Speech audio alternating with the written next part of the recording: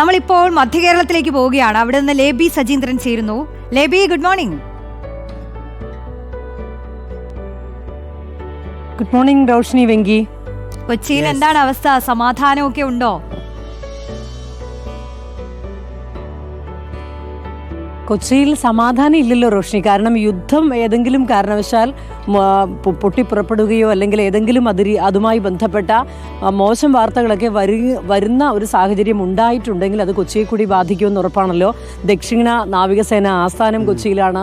Kochi shipyard തൊട്ടടുത്ത് തന്നെ, നമ്മുടെ ഓഫീസിന് തൊട്ടടുത്ത് തന്നെ വല്ലാർപാടം കണ്ടെയ്നർ ടെർമിനൽ, റിഫൈനറി, ഇതിനെയൊക്കെ നടുക്കിയിരിക്കുകയാണല്ലോ നമ്മളൊക്കെ.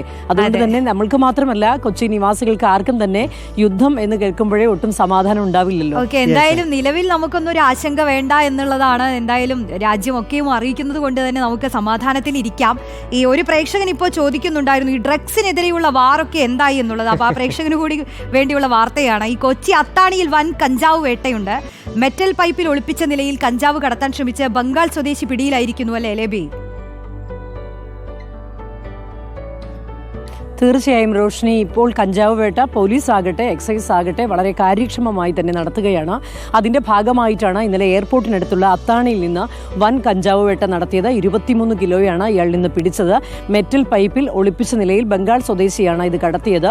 പോലീസിന് ലഭിച്ച വിവരത്തെ തുടർന്ന് ഇയാളെ പിടികൂടുകയായിരുന്നു. ആ സമയത്ത് അതുവഴി വന്ന ആളുകളെയൊക്കെ പരിശോധിക്കുന്നുണ്ടായിരുന്നു. ഇവരുടെയൊക്കെ മൊബൈൽ ഫോൺ പോലീസ് വാങ്ങിവെച്ചു എന്നുള്ള ആക്ഷേപമൊക്കെ ആ സമയം ഉണ്ടായിരുന്നു. എങ്കിലും അർദ്ധരാത്രിയോടെ നടത്തിയ പരിശോധനയിലാണ് വൻ കഞ്ചാവ് വേട്ട നടത്താനായത്. ഇത്തരത്തിൽ കഞ്ചാവും അതുമാത്രമല്ല ഹൈബ്രിഡ് കഞ്ചാവ് അടക്കമുള്ള സിന്തറ്റിക് ലഹരികളുമൊക്കെ വ്യാപകമായി വിപണനം നടത്തുന്നുണ്ട്. ഇതിൻ്റെയൊക്കെ സ്രോതസ് ഉത്തരേന്ത്യയിലാണ് എന്നുള്ള വാർത്തകളുടെയൊക്കെ അടിസ്ഥാനത്തിൽ പോലീസ് വളരെ കാര്യക്ഷമമായി തന്നെയാണ് ഉത്തരേന്ത്യയിൽ നിന്ന് വരുന്നവരെയൊക്കെ പരിശോധിക്കുന്നത്. അതുമാത്രമല്ല, ഇതര സംസ്ഥാന തൊഴിലാളികൾ ഏറ്റവും കൂടുതലുള്ള പെരുമ്പാവൂർ മേഖലയിലേക്കൊക്കെ ഉത്തരേന്ത്യൻ സംസ്ഥാനങ്ങളിൽ നിന്ന് വ്യാപകമായി ലഹരി വസ്തുക്കൾ എത്തുന്നുണ്ട് എന്നുള്ള സൂചന പോലീസിനുണ്ട്. ഇതേ തുടർന്നാണ് ഇത്തരത്തിൽ വ്യാപകമാക്കിയിരിക്കുന്നത്. പോലീസ് പരിശോധനയും ഈ ഭാഗമൊക്കെ കേന്ദ്രീകരിച്ച് അങ്ങനെയാണ് ഇത്തരത്തിൽ ഇന്നലെ വ്യാപകമായ രീതിയിൽ പരിശോധനയും നടത്തി. അതിനിടയിൽ അത്താണിയിൽ നിന്ന് ഇത്രയധികം കഞ്ചാവ് പോലീസിന് പിടികൂടാനായത്. Roshni, yes Leby, take off തട്ടിപ്പിലേക്ക് എത്തിയാൽ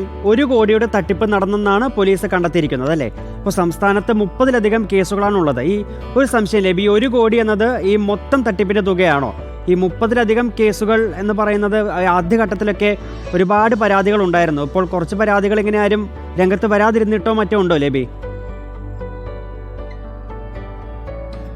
തീർച്ചയായും ഇനിയും പരാതികൾ വരാനുണ്ട് വെങ്കി. അതുകൊണ്ട് തന്നെയാണ് പോലീസ് അറിയിക്കുന്നത്. ഇപ്പോൾ കഴിഞ്ഞ ദിവസം വീണ്ടും പോലീസ് കസ്റ്റഡിയിൽ വാങ്ങി പിന്നെയും റിമാൻഡ് ചെയ്തിരിക്കുകയാണ് ഇന്നലെ. എങ്കിലും ഈ കാർത്തിക പ്രദീപിൻ്റെ കാര്യത്തിൽ കൂടുതൽ പരാതികൾ വരാനുണ്ട് എന്ന് തന്നെയാണ് സെൻട്രൽ പോലീസ് അറിയിക്കുന്നത്. അതുകൊണ്ട് തന്നെ ഇനിയും ഈ കണക്കുകളൊക്കെ ഞെട്ടിക്കുന്നത് തന്നെയായിരിക്കും. എങ്കിലും ഇപ്പോൾ തിരുവനന്തപുരം, എറണാകുളം അടക്കം 5 ജില്ലകളിൽ നിന്നായാണ് ഇത്രയധികം കേസുകൾ രജിസ്റ്റർ ചെയ്തിരിക്കുന്നത്.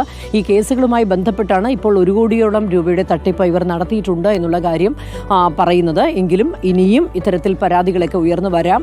അതുകൊണ്ട് തന്നെ ഈ കണക്കുകളൊക്കെ മാറിമറിയാം. എങ്കിലും നമ്മൾ ഓർക്കേണ്ട കാര്യം ഇതാണ് വെങ്കിടി, ഇത്രത്തോളം തട്ടിപ്പുകളുടെ കഥയൊക്കെ അറിഞ്ഞാലും മലയാളികൾ ഇങ്ങനെ തട്ടിപ്പിനിരയാകുന്നു. പക്ഷേ ഇവർ വളരെ വൈദഗ്ധ്യത്തോടു കൂടി തന്നെയാണ് തട്ടിപ്പ് നടത്തിയത്. അതുകൊണ്ട് തന്നെ തട്ടിപ്പിനിരയായവരെ നമുക്ക് ഈ ഘട്ടത്തിൽ പഴിക്കാനും സാധിക്കില്ല. കാര്യം വളരെ വിശ്വസനീയമായ രീതിയിലാണ് ഇവർ വിദേശത്തേക്ക് ജോലി വാഗ്ദാനം ചെയ്ത് തട്ടിപ്പ് നടത്തിക്കൊണ്ടിരുന്നത്. അങ്ങനെ ഒരു തട്ടിപ്പിൻ്റെ കേന്ദ്രമായി കേരളം മാറുകയാണ്. ഇങ്ങനെ പുതിയ തട്ടിപ്പുകാർ രംഗത്ത് വരുന്നു.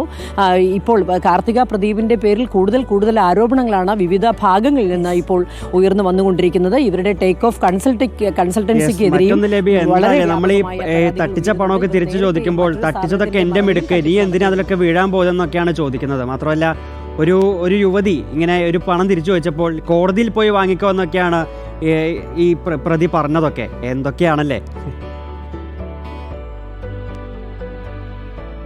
തീർച്ചയായും വെങ്കി, ആ ഓഡിയോയൊക്കെ നമ്മളെ ഞെട്ടിച്ചതാണ്. കാരണം തട്ടിപ്പ് നടത്തി പിടിയിലാകുന്നു, കേസുകളൊക്കെ ഇത്രത്തോളം വ്യാപകമാകുന്നു. ഇതൊന്നും വന്നാലും കുലുക്കമില്ല. കാരണം പരാതിക്കാരിയായ ആളോട് അല്ലെങ്കിൽ പരാതിക്കാരിയായ വ്യക്തി പണം തിരികെ ചോദിക്കുമ്പോഴാണ് ഇത്ര ധാർഷ്ട്യത്തോടു കൂടിയുള്ള മറുപടി പ്രതി നടത്തിയിരിക്കുന്നത്. ഇത്തരത്തിൽ വളരെ ധിക്കാരപൂർവ്വം പൈസ നഷ്ടപ്പെട്ടവരോട് പ്രതികരിക്കുന്ന പല ഓഡിയോകളും സമൂഹ മാധ്യമങ്ങളിലൂടെ പ്രചരിക്കുന്നുണ്ടായിരുന്നു. ഏതായാലും കാർത്തിക പ്രദീപിൻ്റെ കൂടുതൽ വെളിപ്പെടുത്തലുകളൊക്കെ വരുമെന്ന് തന്നെയാണ് കരുതേണ്ടത്. കാരണം ഈ തട്ടിപ്പ് വളരെ ഈ കേസ് ഉയർന്നു വരുന്നതിന് മുമ്പ് തന്നെ മറ്റൊരു കേന്ദ്രത്തിന്റെ മറവിലും കാർത്തിക തട്ടിപ്പ് നടത്തി എന്നുള്ള കാര്യങ്ങൾ തന്നെയാണ് പോലീസിന് മനസ്സിലായിട്ടുള്ളത്. അതുകൊണ്ട് തന്നെ ഇനിയും പരാതികൾ ഉയർന്നു വരാൻ തന്നെയാണ് വെങ്കി സാധ്യത.